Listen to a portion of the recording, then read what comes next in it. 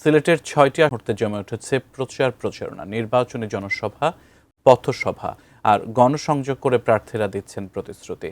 এ বিষয়ে আমরা আরও বিস্তারিত জানব। সিলেট থেকে প্রতিনিধি কামরুল ইসলাম মাহি আমাদের সাথে সরাসরি যুক্ত আছেন। মাহি, সিলেটের 6টি আসনে প্রচারণা আপনার কাছে কেমন মনে হচ্ছে? ভোটাররা কি বলছেন? প্রার্থীদের প্রতিশ্রুতি সম্পর্কেও জানাবেন।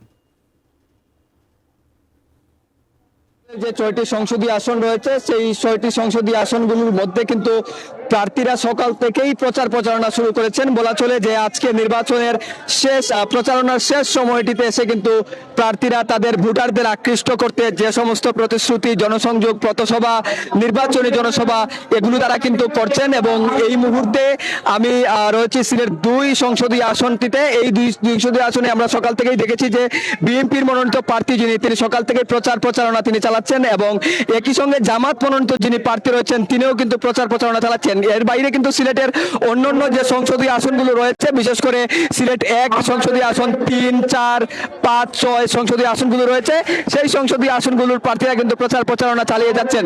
এই মুহূর্তে আমরা একজন ভোটারের সঙ্গে কথা বলার চেষ্টা করব। একটু বলবেন, আপনারা তো ভোট প্রয়োগ করবেন আগামী 12 তারিখ, এই বিষয়টি আসলে কতটুকু আপনাদের অনুভূতিটুকু একটু বলবেন।